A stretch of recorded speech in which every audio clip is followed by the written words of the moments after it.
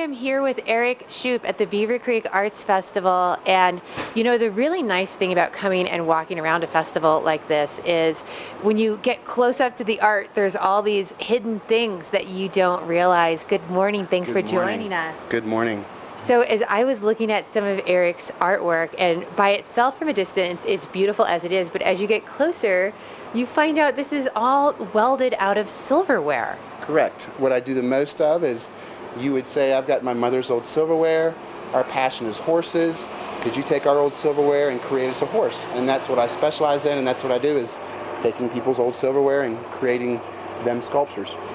That is so cool and so beautiful. And even if you don't have a set of silverware that you want to change into anything, this artwork is absolutely fascinating to look at. And it's again one of those things that from a distance it's pretty as you pass by it, but when you come up close, and this is why art festivals like this are so fun to go to, because you get to engage with the artist. And if I hadn't engaged with you, I wouldn't have realized how extra special cool this is. Thank you. Yeah, I get that a lot.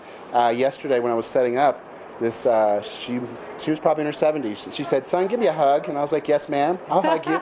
She said, "You don't know what a treat it is to see something in my entire life that I've never seen." She said, "This is a treat, thank you." How did you get started working with silverware? Like, where did this come from? I was in the Air Force. Every time I came home from orders, I had to keep my mind active and busy, and I saw a couple spoons and they made really good butts. So here I am 20 years later. That is fascinating, and it just grew and grew from there? It started out real simple. I evolved, challenged myself, just got a real passion for creating, sculptures out of silverware. And then did you have a neighbor or a friend who was like, "Oh my God, you made that out of spoons," and like encouraged you on? Because wow. I actually they talked me out of my garage because I had friends that did art shows that said, "Where did you buy this? I've never seen anyone take silverware to this level." And I said, "Oh, I make it in my garage. Come check them out." They said, "You need to show your work." I blew them off. 2 weeks later, they bought me a tent, paid for a show. I flipped out a table, threw a sheet on it, put one of my sculptures on it, and won Best of Show. So I thought, well, maybe I do have something kind of special. That is so cool. And now, do you have a background in welding, or did you just start doing that as this evolved? I am self-taught. Like I said, when I came home from orders, this calmed my mind down and gave me a direction of focus. And I just taught myself year by year by year, just evolved. Now, if someone is not coming up to you with a set of silverware, do you like frequent, thrift stores? How do you find, the pieces that you work with?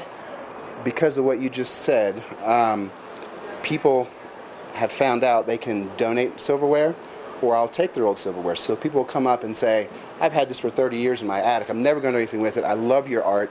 And they donate it. So for that reason, I get anywhere from, say, 5 to 8 packages a week of people that say, "I love your art. Please include this." So I take a picture of their silverware. When I finish the sculpture, I take a picture of the sculpture and I send it back to that person that donated it and said, "Thank you for your donation. You helped create this sculpture." And I sign it and give them a thank you, kind of a thank you photograph of what they helped me create. So they keep sending it to me and sending it to me. I love that. That's so nice. And what a really fun way to, to make a donation and have people included in that you take a picture and send all that back. So come on out today. You're going to be here till 5 o'clock, correct? Yes, ma'am. And then 10 to 5 tomorrow as well. And again, get in close in these tents and check everything out. It's going to be a beautiful day for it. We're going to get a closer check of the weather next.